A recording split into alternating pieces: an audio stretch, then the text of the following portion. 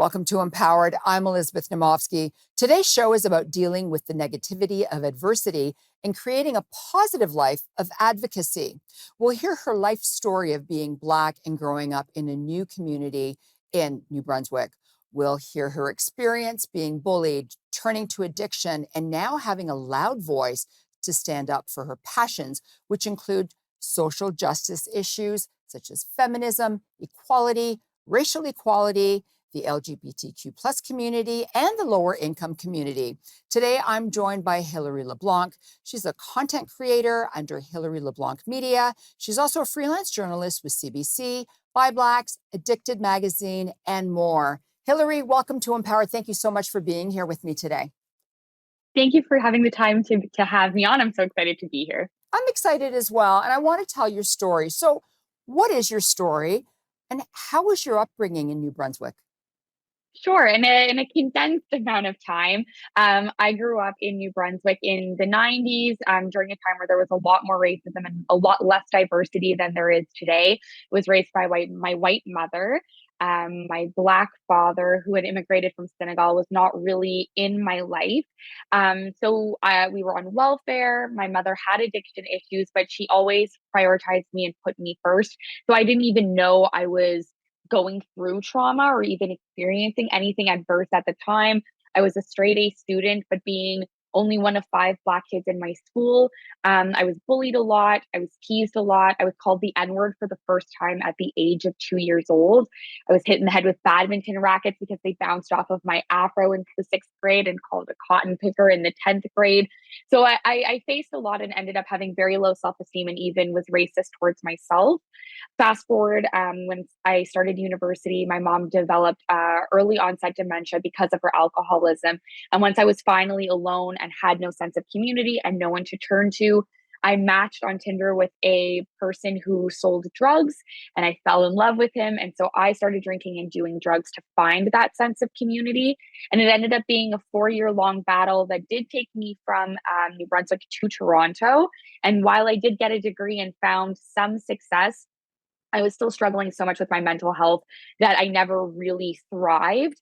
And eventually, my roommate situation sort of fell apart. And I called upon my dad to help me and bail me out financially. But instead, he stepped in and asked me to live with him so that we could fix my mental health and fix my addiction, which he was aware of.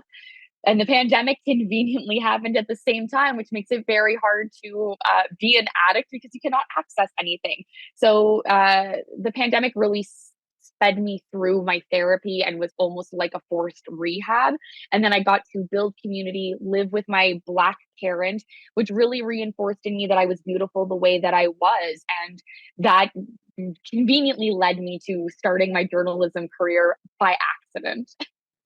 So, oh my gosh, you just summed it up in 3 minutes, and it's a lot to take in. It is. So before we go to commercial break, what was some of the adversity that you faced growing up Black in a white community? Absolutely. So, like I said, I was called the N word at the age of 2 at a very young age. There was a skinhead problem in this community in the 90s. So there were, people spray painting swastikas around our neighborhood as like part of graffitiism. I always just felt very uncomfortable in the skin that I was in. And I should add as well that there is a great immigration population that came that were dark-skinned Black people, which meant I didn't feel like I fit in with them either. They spoke proper French, which I did not speak. So I wasn't Black enough for the Black people. I wasn't white enough for the white people that I was around. So I always just felt like I completely sort of stood out like a sore thumb and didn't have anyone I could relate to. As I mentioned, I was racist towards myself. I let people say the N-word around me. Even in my yearbook, people would refer to me as like food items, like I'm a mocha cappuccino or I'm an Oreo cookie. So I was always objectified and seen as an object and talked about in ways that I don't think we would do now in 2025. And it's part of my mission to sort of dismantle that type of racism that's seen as a microaggression, but it certainly led me to a path of destruction. When we come back, I want to talk a little bit about how your dad came in and took care of you because he was out of your life. He wasn't there for you because I think this is really important in your story. So please don't go away. We'll be right back with more of Hillary LeBlanc.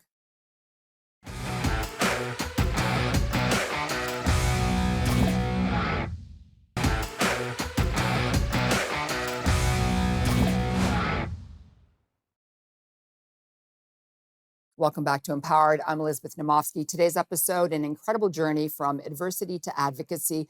Hillary, I wanted to just step back for a moment because you said in the beginning that your father was not part of your life, and then he actually took you in and took care of you. How did you deal with that trust-wise, especially since he was not in your life when you were younger?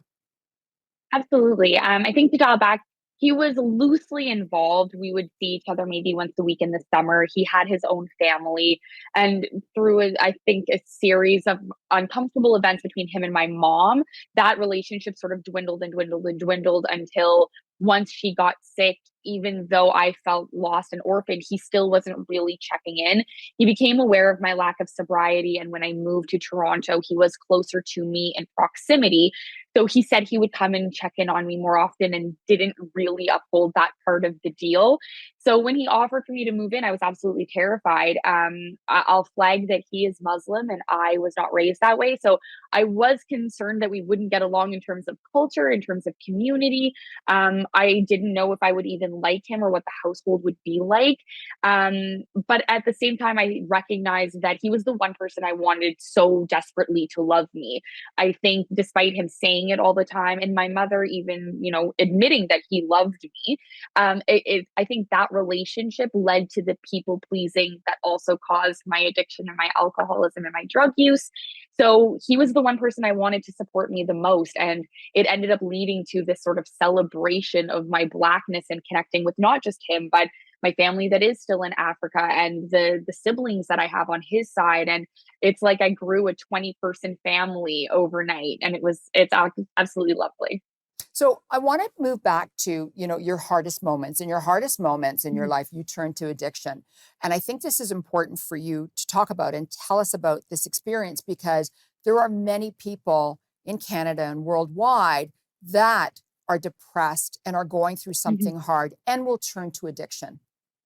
Absolutely. Yeah. So I do think it was a bit hardwired in me, considering my mom had addiction issues as well. But I saw her be an addict and sort of always told myself I would never want to be an alcoholic or I would never drink like that. And then what ended up happening is the minute I found community there, I let myself say that that behavior was okay. I found the bar scene in the East Coast to very much be misery loves company. And so everyone seemed to have some amount of trauma that they could bond over. And then you would drink until you were blackout, or you would do drugs to support your drinking. It definitely was numbing all of my feelings around my trauma. But frequently, I would cry over the fact that I had come home and my mom didn't know my name overnight. And I would cry about traumas that were happening aligned with alcoholism and drug use. Like I experienced sexual assault, I experienced physical assault, I experienced psychological abuse at the hands of this person that I loved. And I would cry about it publicly because I wouldn't be sober and in control of myself. So it became both a vehicle to numb myself, but then also an outlet to allow me to finally feel those feelings. And it wasn't until I ended up, like I said, moving to my father's, but also doing post traumatic stress disorder and substance use therapies and like a almost type of rehab therapy while I was living there, that I really got to understand what it was in me that was lacking in terms of self-esteem and people pleasing that made it so easy to latch on to drugs and things that make you feel invincible, even though you are 100% not invincible. Wow. I mean, that's a lot to take in. And I we've got about a minute and 10 Right. seconds left before we go to commercial break, but I still really want to start this because you have been 5 years sober right now. And I want to ask you, what resources did you use to stay sober these last 5 years? And congratulations. Thank you so much. So very quickly, the therapies and supports that I mentioned, so I was able to actually have a one-on-one therapist, which was very helpful. I went to an addiction-specific therapist. We were able to actually look at your core beliefs and why you don't believe you deserve a sober life, as well as sexual assault therapies that helped me deal with traumas as well, because I realized I would sometimes slip and drink again because I was around men and uncomfortable in those situations. Disclosing to my friends every time I wanted to use and wanted to drink, building a sober community around myself, and honestly talking about it on social media because people see me out and they hold me accountable knowing I can't drink at the function because I have this sober personality. So I've tricked myself into having to stay sober. And this is great. And I love the fact that you talked about accountability as well, whether it's from people you know or strangers. Please don't go away. We'll be right back with more Hillary LeBlanc.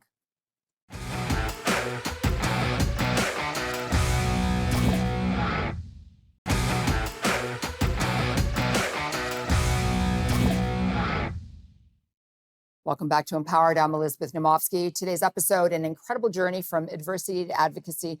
Now, Hillary, one more question about addiction, and then I want to talk about your life now and where you're at. What do you wish people understood about addiction? Because a lot of people are struggling. Absolutely. The one sentence that has always stayed with me from therapy is that every person deserves euphoria. And I think understanding that so many people are turning to addiction because of trauma and life circumstances, and it is not necessarily a choice or a desire. People don't wake up and want to be in the situations that have led them to using. And it is almost always numbing yourself from an adverse life experience. And that has led me to, speak out about the stigma around it because I'm fortunate that I got out of it, but there are people in the precariously housed communities now in my hometown, in Toronto as well, that need to use because that is the only thing they are waking up for to feel like they can survive in these very dire times. And I don't believe that we should be judging people who need that to wake up. I think that we need to find ways to better support them. So for me, I wish people would just look at those people going through this with more hope and more grace and offer them that as opposed to being judgmental and wishing that they would move and clean up their city and not be visible because they exist the way that they have to exist. Those are really good words of wisdom, in helping everybody understand people that have addiction. But I want to move on to you. Like, how did your life experience bring you to journalism? Absolutely. So it was sort of corny, but I ended up writing on Facebook that I was finally loving being Black and being in the skin that I'm in because I was living with my dad and I was learning how to braid my hair. And it was such a beautiful experience. And a podcast local to my hometown in New Brunswick saw that post. They asked me to be first a guest and then a co host and then a blogger. And then CBC liked the podcast. So they asked us to do Black History Month takeovers on the radio and develop shows. And then that snowballed into writing for ByBlacks because I was authentically speaking about my experience as a Black person. Then CBC realized that my sobriety path led me to addiction, or sorry, that my addiction and my Blackness were tied. And so they wanted me to write an opinion piece about how those things were married together. That led to me doing social media for CBC. And then next thing you know, I own my own podcasting company and I'm talking about Black issues directly. And that has led me to be able to, we've earned distinction from the House of Commons for our podcast. We got grant funding. We were able to speak at schools in my hometown and at universities to do like diversity, equity, and inclusion training. So it's really been a powerful experience just from a Facebook post about liking being who I am and the skin that I'm in. And I could not ask for a more authentic path or job to do because of who I am. And I love that. And I see you and I follow each other on Instagram, and I constantly see you at different events, and you're always talking to people and introducing yourself and interviewing them. How did you know storytelling was your calling?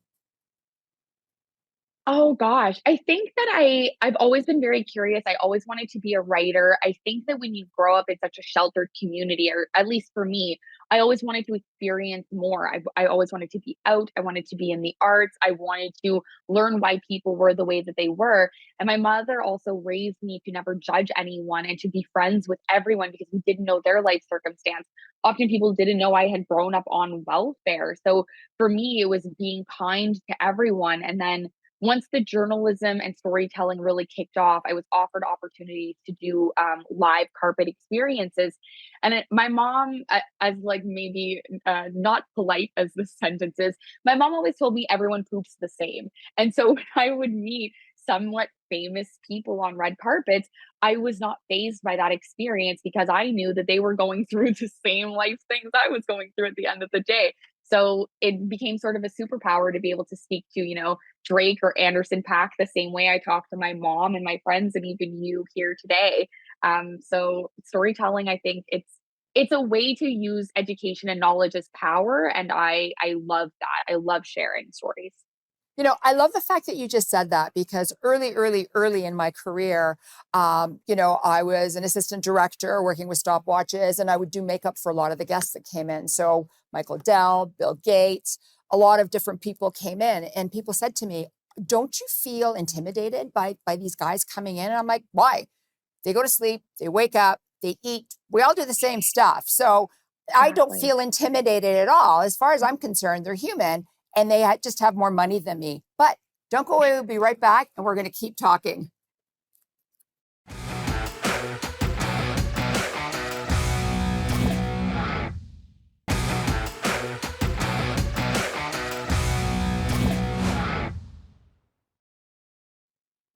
Welcome back to Empowered. I'm Elizabeth Naumovski. I'm joined by Hillary LeBlanc. She's a content creator, Hillary LeBlanc Media. She's also a freelance journalist with CBC, ByBlacks, Addicted Magazine, and so much more. And we're discussing her incredible journey from adversity to advocacy. Hillary, I just want to talk about influencing because that is a job now.